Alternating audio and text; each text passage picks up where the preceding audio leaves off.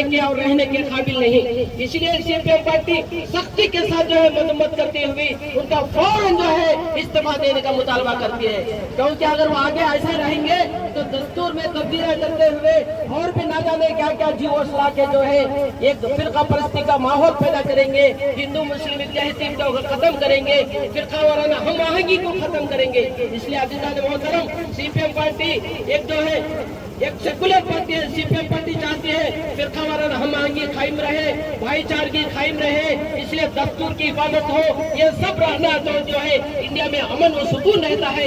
इसलिए CPM party मुतालबा करती है कि फौरन इस्तीफा जो है देने का अमित शाह को जो है बीजेपी मरकजी हुकूमत भी जो है दबाव डालकर दिलवाना चाहिए।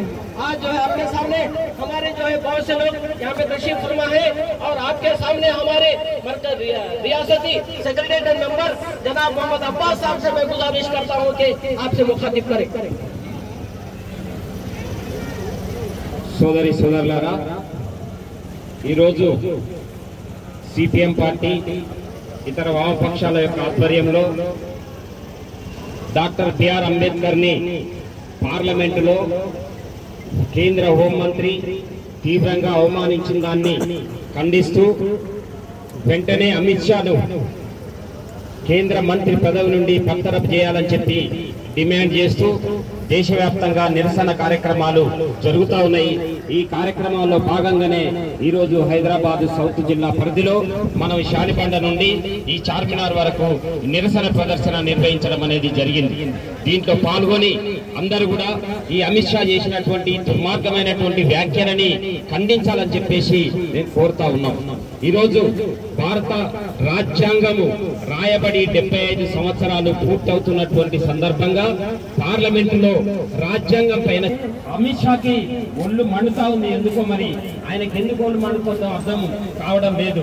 ఆయన ఏమంటాడు, మీరు అందరూ అంబేద్కర్ అంబేద్కర్ అంబేద్కర్ అనడం ఒక ఫ్యాషన్ అయిపోయింది మీకు, మీరు అంబేద్కర్ పేరు కాకుండా మీరు దేవుని పేరు కనుక తలుచుకుంటే మీరు 7 జన్మల వరకు మీరు స్వర్గంలో పోతారు అని చెప్పేసి చెప్తా ఉన్నారు।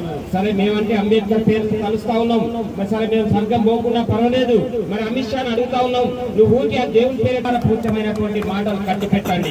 ఎంతో మంది హోమ్ మినిస్టర్లు మారారు, వస్తుంటారు పోతా ఉంటారు, చాలా మంది పదవులు వస్తాయి పోతాయి, అది పెద్ద గొప్పతనమేం కాదు। ఈ ప్రజలు మీకు ఒక అవకాశం ఇచ్చారు, ఈ అవకాశం ఇచ్చిన దాన్ని మీరు సద్వినియోగం చేయండి, ప్రజలను మంచి పాలన చేయండి, అంతే తప్ప ఈ రాజ్యాంగానికి ఆర్కిటెక్ట్ చేసిన అధికారపూరితంగా నువ్వు అంబేద్కర్ ని అవమానించేటువంటి పద్ధతులను నువ్వు మాట్లాడుతా ఉన్నావు। ఇది సహించరానిది, ఇది దుర్మార్గము। అందుకే దీనికి వ్యతిరేసి ప్రజలందరూ డిమాండ్ చేస్తా ఉన్నారు। దీన్ని నువ్వు అర్థం చేసుకోవాల్సినటువంటి అవసరం ఉంది। అంతేకాదు, గతంలో గాంధీని అవమానపరిచారు, నెహ్రూను అవమానపరిచారు, అంటే రకరకాల దేశ స్వాతంత్ర్యం కోసం పోరాటం చేసినటువంటి ఎంతో మందిని మీరు అవమానపరుస్తా ఉన్నారు। మీరు దేశ స్వాతంత్ర పోరాటంలో